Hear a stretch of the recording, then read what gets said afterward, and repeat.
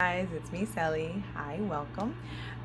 Today I wanted to talk a little bit about mindset. So, I tend to know that universally we all have a feeling or emotion or thought. We express life based on the things we believe and the things we feel, and many tend to believe that what you feel, then it's coming, it's just as a result of what you're being exposed.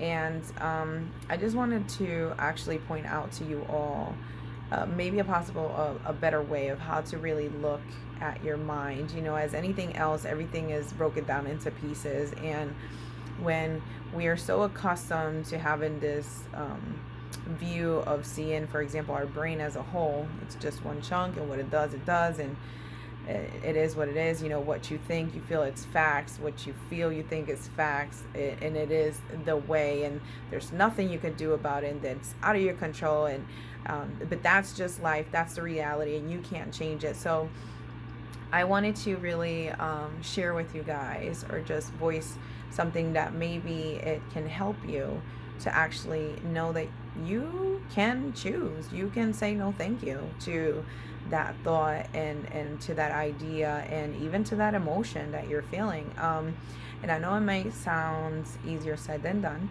So let's just get to it. So a lot of times we're our worst, right? Judge. I know it might seem as though some tend to be concerned over what the opinions of others may be over your well-being or your lifestyle. So in reality, when we tend to do something or feel something or think of something, we are the ones that have this heavy feeling towards that idea, that thought, or that feeling for ourselves. And you can lie to anyone out there, but the only person you can't lie to is you. And you have to be honest and honor who you are for exactly who you are, not the idea of what you think might make someone happy, or what you think would be more acceptable for a different individual. Be more acceptable for you. Put you first. So I'm going to break down a couple examples, and hopefully this helps. So let's say, for example, you're having this moment, and a lot of a lot of the videos I put tend to be around relationships. So let's just use that for example. Is, let's say you have a relationship that you currently ended, and let's say that you're feeling heavy because here comes this thought for a moment of oh, let's say you're missing the person, and here you are beating yourself up, saying, no, that's wrong, you shouldn't be missing that person, or you shouldn't be thinking about that person. And here you are being this parent, almost, right? This parent side of you, and you're just not being very kind to yourself, and just speaking very strongly to yourself, and judging yourself and criticizing yourself. And it's this little voice of really you, the parent you within, that is telling you, no, no, no, don't think that, don't do that. And then because you're talking to yourself internally in that way, that gives you that heavy feeling. So what I'm here to tell you is that there's a little space between when the thought comes and when you react, or when those words come to you. And that space is when you can make the choice. In that very moment, you can decide, when you're having the thought, let's say, for example, you're missing someone, and it's a chapter in your life that has ended. Instead of, during that moment, that second, that pause, that you get to choose, and you start criticizing yourself, no, no, no, you have actually another option. You can tell yourself, you can reparent yourself and tell yourself, you know what, it's okay. It's okay to miss the person. It's okay to wish them well. It's okay to love them from afar. It's okay to continue having your life, and just appreciate it, because at the end of the day, you are a loving being. You are generous, you are kind, you're compassionate, you're a gem in between the crowd. And so if that thought comes up, choose what makes you happy. What do you think would make you happier? Knowing that when you're going through a thought, having yourself beat yourself up, or if you're going through a thought, just realizing it's okay. It's okay to have this thought. It's okay to have this feeling. If you're choosing to go with the one that it's okay, it allows for you to be more compassionate for yourself. It allows for you to not feel so heavy. It allows for you not to carry and walk with this pain, right? It's really not pain, it's really suffering. And that's why there's a saying that, pain is inevitable. I can't say it right.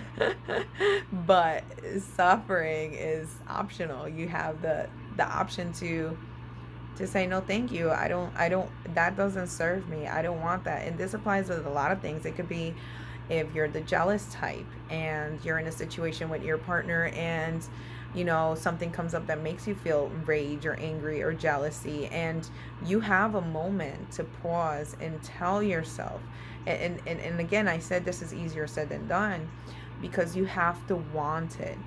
You have to want better. You have to want different. You have to tell yourself and realize, what I've been doing hasn't worked for me. So what can I do different to work for me long term? And it's like when you see that moment of jealousy or doubt or whatever it is because of past experience or whatever background it is triggering this for you, pause enough to say, you know what? No, I'm not going to do that. I'm not going to do that. I'm going to walk away. I'm going to be fine. And I'm going to trust and know that I deserve better. So I'm not going to react to that jealousy. I'm going to continue on my way. And if there is some merit down the line, then you know what you have to do regarding walking away or whatever you decide. But at the moment, that's not a life you want to live. That's not an experience you want to have every time you go out, or every time your partner gets dressed, or you go somewhere, or they want to have a trip. Is it a choice that you want to have, to live day in and day out, to have doubt and jealousy? Because it's almost like you're trying to predict the future, or you're trying to see every case scenario, but you're not looking at it with the lens of, regardless to the exposure around them, they're going to honor me because I am worthy. So it comes down to your worth to yourself, right? Or do you want to put on the lens of, well, I'm defected, or I have weaknesses, or I'm not good enough, and because I don't believe in me, therefore here I am. No, you can't do this. No, you can't do that. No, you can't do this. And I know some people say, you could be perfect in every way and they'll still do it, but that's not a reflection of you. That's a reflection of them. And if you're in a situation like that, and you do it again, you do another relationship, and you do it more open with the other lens, and you step forward, you align with someone that's like-minded with you. But if you continue to go into the relationship, if you continue to stay with a relationship that carries this foundation, that carries this level of understanding, or just way of being, a way of living and experiencing life, it's not going to change, because you're not changing it for yourself, right? Now, regarding the thoughts that comes to mind, to break that down a bit more, just think of your brain as a phone, let's say. So you have a cell phone, and within the cell phone, you can, you can download apps, right? And the phone will receive this app, and within the app, sometimes some of those apps you download comes with commercials, right? With ads or whatever. And you can continue to hit the little X button on the corner and continue on to the game. But every round you play the game, it's going to continue to have that pop up with the ad, and you can exit out, exit out, exit out, but it's never going to change the outcome. That pop up is going to keep coming up. and it's going to keep interrupting your game. And after a period of time, it's going to get annoying, and it's going to create resentment, and it's going to get you angry, or it's just not going to serve you in a positive way.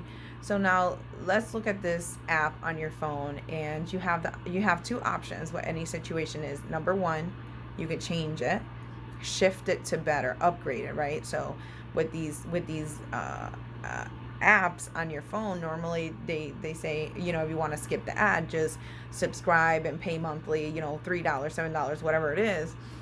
And here you are, because you changed it, you upgraded it. Now you're removing that pop-up from your experience. So that's one option. So you could stick with the same, but change, create a change, upgrade it, right? So shift it or transform it to something better. Now the other option is to remove it entirely, right? Some people just delete the app and they end up getting a new app. So it's the same with your thoughts. It's the same with your mind. Don't beat yourself up because you're being exposed to a thought, you know? The only way you have an option to select is becoming aware of it. You can't select. It's like close your eyes and I say, well, pick which one do you want, the one on my right hand or my left hand, but your eyes are closed, so you don't see what the options are because it's blind to you. So it's like, wait, how do I know which one I want, you know? And it's the same with that. Is you have to be aware. So your brain has to see it, has to come across the things, and it's a pop-up, and you decide, do you want a yes or no? It doesn't mean because the thought came into your head that that's who you are, that that's part of you, that that's the way it's, oh, I have to be like this because this idea came to my head or this thought. No. Yes, the thought comes up, but you decide, do you want this in your phone? Do you want this as part of you or not? And if it doesn't serve you, just get it out the freaking way. And in two ways, again, right? You can shift it to better, transform it to better, or just get new, you know, and same with your thoughts. And I hope this is making sense and I'm not rambling here today, but in reality, it's the same. You know, you have a thought, and don't beat yourself up for having the thought. The thought doesn't mean it's you. The thought doesn't mean this is who you are, this is your character. No, the thought is there as an option. Now it's like, okay, what do I do with this?